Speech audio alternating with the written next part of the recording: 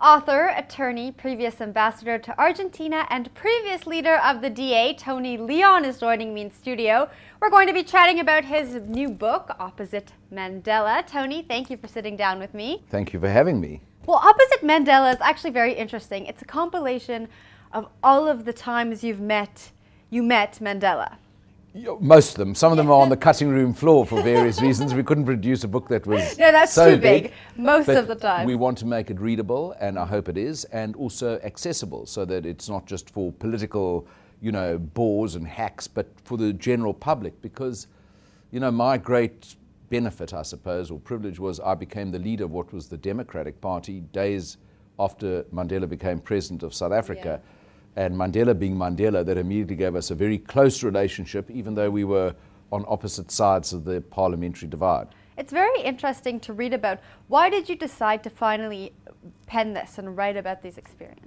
Well, someone said, much cleverer than me, that history is lived backwards but written forwards. And nobody who knows or nobody who writes about or reads about the times can imagine what it was like to have lived through them, or something to that effect.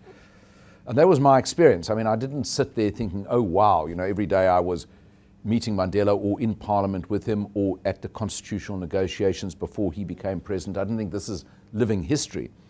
But through the lens of retrospect, you realize those were pretty momentous times for our country and the world.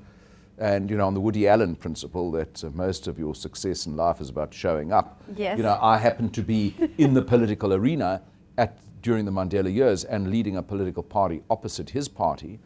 And he was a very unusual leader, as you know, and the book elaborates quite how unusual he was. In many other ways, he was a predictable leader, and then he was an extraordinary leader. And I had notes of all those times and those encounters, and it was suggested to me by my publisher, Jonathan Ball, this would make a very interesting book, which I hope it is, because there are many books on Mandela, but to my certain knowledge, this is the only one that's been written at the end of his life, which details him through the eyes of a political opponent, which I was objectively, but also one who was quite close to him, as I also was. Not all the time, but at some significant moments. Well, on that note, why do it now at the end of his life?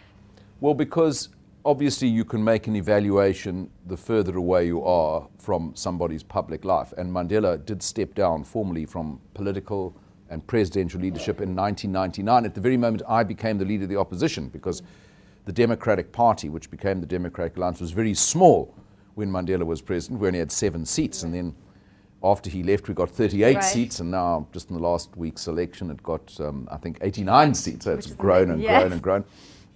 And we had a bit of growth in between that. But so you got more distance. And as Queen Elizabeth said once, distance lends enchantment. Distance also lends perspective.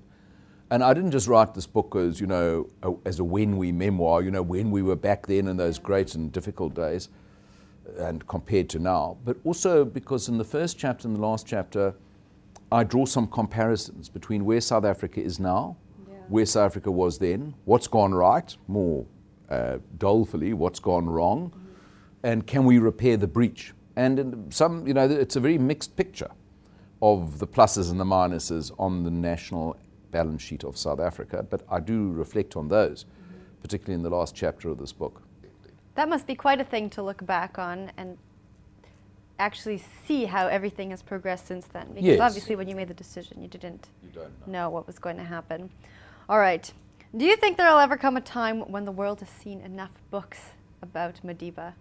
Look, there might be a sort of Mandela fatigue, I don't know, but my book, although obviously is about Mandela and his presidency and leadership from 1990 right through to about 2007, it isn't just about Mandela.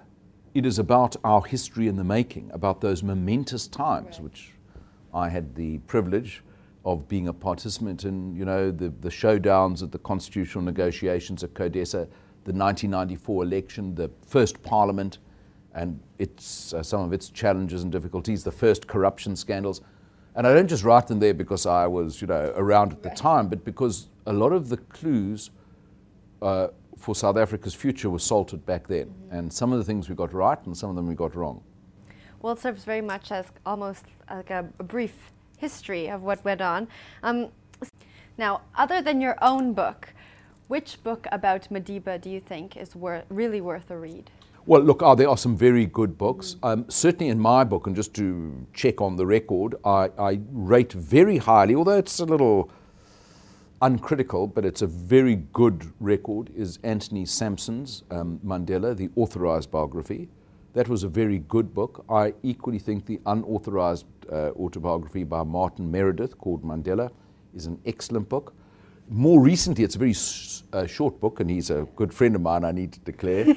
John Carlin, who wrote both Invictus, which was, as we know, a great film, has written a book called Knowing Mandela. It's a very, very slim book, but it's got some, I think, excellent insights. He also enjoyed a lot of access to Mandela.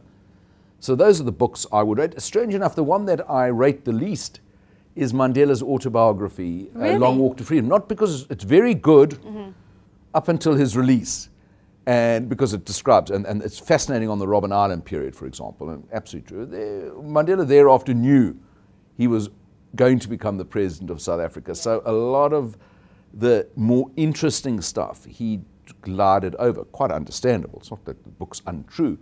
The latter part of that book does not really tell the story from 1990 onwards, but for before 1990, that's the real deal. So up until 1990, yes. Yes. After that, well, I think it's a little sanitized, and understandably so. I mean, he knew that he wasn't just, the world's most famous prisoner just been released. He knew he had an even money chance of being the next president of South Africa, and the book was published in the first year of his presidency. So he wasn't going to tell all. Right.